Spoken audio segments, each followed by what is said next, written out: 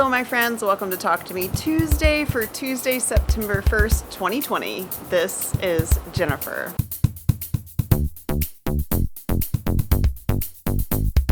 So right off the bat today, I have to share with you guys, if you didn't see it on my social media, that my surgery's been postponed. I do have a date. It was supposed to be this Thursday. It is now next Thursday. The only real downside is I had already geared myself up for it being this week, so now I have to do that all over again. Maybe I'll have time to do some more sewing. I don't know. I haven't lined any other projects up, but I do have some fun stuff to share, so we'll do that now. So my husband has this super cool walking stick that is in 3 pieces, and you screw it together, and it's just like a portable, mobile, traveling walking stick. You could buy a bag for it from the maker, but he didn't really like that bag, and I had made him something a while back for his nail clippers and stuff, and he wanted something like that. So that is what I did for him. I had several scraps of khaki that were left over from recovering couch pillows, some were from costumes, and I used all of it but a tiny piece, which went in the trash when I was done. I made these ties, and you'll be able to see that it's multiple colors. This actually has been washed, which is why it's crinkly. I put Hobbs batting inside, and it was actually a leftover of black batting. Since the fabric was so thick, that's what I decided to use. So it's basically like a knitting roll. I put a zipper in here. This is actually a jean zipper because he wanted a brass zipper, so got a jean zipper there, and that is for extra ferrules, which are the tips that go on the walking stick. So it's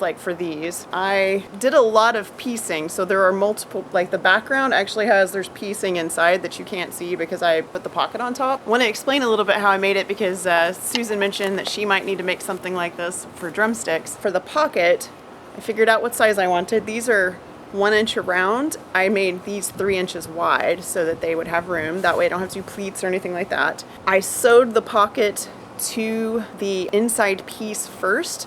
I did not sew the inside lines, I just basted it on, and I made all my marks for where I wanted the lines to go. I pinned the ties on and then secured them inside, and then I put the back on top of everything, sewed the whole thing, left an opening on one end, and then turned it like a pillowcase. And then I top stitched all the way around, and then I did the long lines in between. I actually went back and forth so that it was really stable. So it's really sturdy. He's very pleased. You fold over the top, it rolls up, and then he can put it in his luggage or whatever, which is really what he wanted it for because someday we will travel again. The only other thing that I have made in the last week is a cushion cover for the knee support for my my knee scooter that I will be using after I have surgery. So I will be non-weight bearing for at least 3 months, and I have this nifty scooter that I'm actually sitting on that was prescribed by my doctor. My doctor suggested that I practice so I wouldn't hurt myself after I had surgery. So I've been riding, I mean, you push with one foot. I've been riding the scooter around the block so that I can get a better handle on it. We've made a bunch of adjustments. I raised the handlebars, we lowered the seat, but it was killing my shin. The cushion, you can turn it 2 ways. It's a long cushion, but it has basically a cutout section for your leg, but you can turn it sideways, so if you have had knee surgery, your knee is not touching. Well, that little divot where it crossed, so uncomfortable. So it was just digging into my shin. So I made this cushion. It's filled with high loft batting that I just had scraps of, and then on the underside of the pillow, think of it almost like a pin cushion, I put a cross to fill that little divot. So much better now, much more comfortable. After I finished it, I thought of a much better way to construct it, but I'm not making another one, so it doesn't matter. The super cool crossword fabric was a gift from Amber years ago. I want to say it was before I did Rainbow Cascade because I was toying with the idea of doing a crossword puzzle quilt along at one point, and I ended up designing Rainbow Cascade and loving it so much that I did that instead. So I still have sketches of crossword puzzle quilts that I never published. I never got them far enough to publish them. So she sent me this awesome fabric at that time, and I've just been holding on to it, waiting for the perfect project, and this seemed like the perfect project. It's flannel, so it will be softer on my leg, which is one of the reasons I chose it. To hold the cushion on, I took a 2.5 inch strip, and it was with the fabric. I folded it twice, and sewed right down the center. I didn't turn any ends in or anything. I was just trying to make a sturdy tie. I put that in the casing that I had made on the underside of the skirt that's on the pillow. I will put a link to the tutorial that inspired this. I did not actually follow her tutorial exactly because I made a lot of modifications, but it gives you the idea of how you can do this and how the skirt goes on and stuff.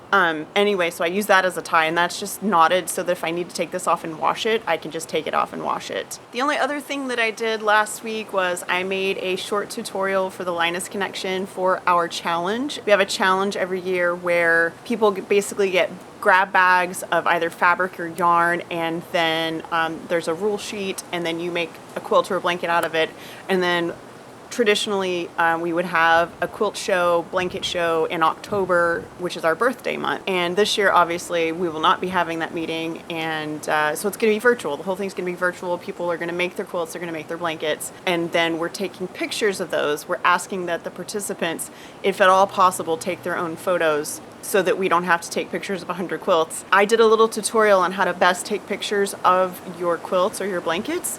So I'll put a link to that in the description. It's on the Linus Connection channel.